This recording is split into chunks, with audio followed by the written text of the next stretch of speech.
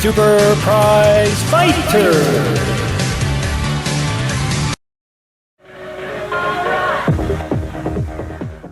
It's 1994, and now we're knee-deep in the fighting game glut on the home console market. Capcom has released their second version of their landmark title Street Fighter II Turbo on the SNES a year prior, and the tournament fighters are rolling out like chocolates on an uncontrollable conveyor belt. So what's one more fighter on the Barbie? Can't get any worse, can it? Oh yeah, it can. Enter Power Instinct, a game developed by fan favorite Atlas. Now, Atlas was founded in 1986 and began developing video games for the Famicom and Japanese computers for that time. Older gamers may know their work in the West with their excellent, well, at least in my opinion, Karate Kid and Friday the 13th games. But it's their role-playing games, Shin Megami Tensei and Persona, that made them a big hit. Yes, from crane kicks and machete hits to menu-based goodness, Atlas is still going strong today. But how will they fare as they put their own spin on the one-on-one tournament fighter? Aside from the pretty lame title and ultra-lame box art, the game honestly took me by surprise. The story is pretty interesting as the participants in the tournament are all related somehow, and every 5 years they hold a tournament to see who will be the head of the Gogetsu clan, the third wealthiest family in the world. Not that you would know that by playing this cart, there's no story progression or cutscenes at all, which kinda stinks. And no individual endings, which is always super disappointing to me. As far as the roster goes, we have a standard assortment of 8 characters in Power Instinct. There's the bland fighters Keith and Reiji, the spoiled brat Annie, my favorite character White Buffalo, who's also a Native American, Angela, a muscular Amazon who's super cool, the monk Thin Nen, a ninja named Hattori, and unbelievably the star of the game, Gogetsuji Otane, a 79-year-old woman who can throw out her dentures and suck the life from her opponents to become young again. This family is as diverse and screwed up as the original Dudley Boy family. It's a pretty wild cast of fighters, maybe one of the weirdest ones on the SNES, but I kinda like it. That's the big dick driver!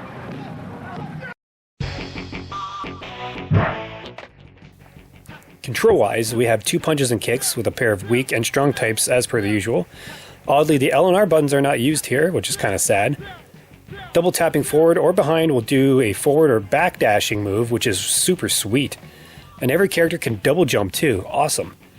Definitely not the norm on the SNES, and welcome additions, mind you. I like to call these carts flexi fighters because they're so darn maneuverable. The controls are very responsive, and I had very little trouble executing special moves here, but it is odd that nearly everyone gets a projectile and charge moves. Normally charge move characters only have those type of specials and don't normally mix and match other types. Okay, Chun-Li is an exception, but she's Chun-Li, damn it. The game isn't as fast as any Turbo Fighters, but the inclusion of those extra movements give it a good feeling and a nice pace.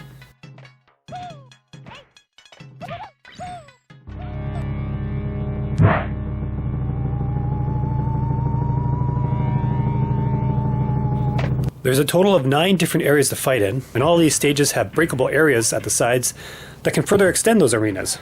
Holy crap, that is awesome. I don't think any other SNES fighter can claim this, and while it's a little extra detail, I think it's so sweet. In terms of the sound effects, you have your fighters screaming out the names of their special moves, as well as all the grunting when they take a whipping, so that's good. The music, however, is a mixed bag. You'll have a rocking tune like Angela's stage, but then you get something completely weird like the character select screen. Take a quick listen.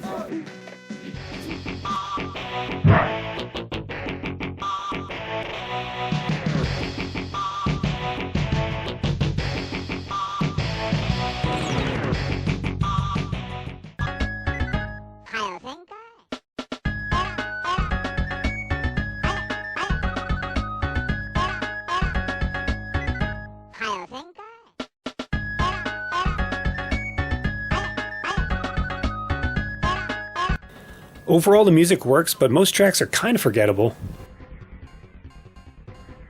There's also quite a few modes to sink our dentures into.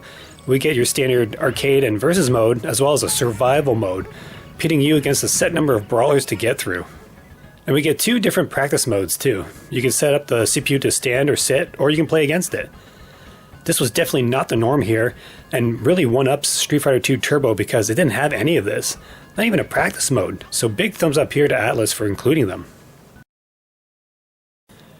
Taking a look at gaming magazines at the time, EGM number 66 gave Power Instinct a 30 out of a possible 50, saying that the practice mode was a bonus, as was the extendable arenas. I agree.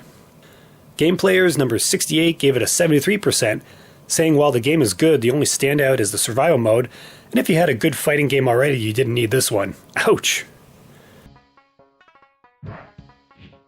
If you're into SNES fighters and want to play something different, well, you can't get much more than that with Power Instinct.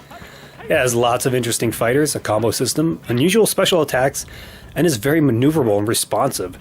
Sure, the story is nowhere to be seen, as are the ending screens, but that can be forgiven because we have destructible arenas. Oh yeah!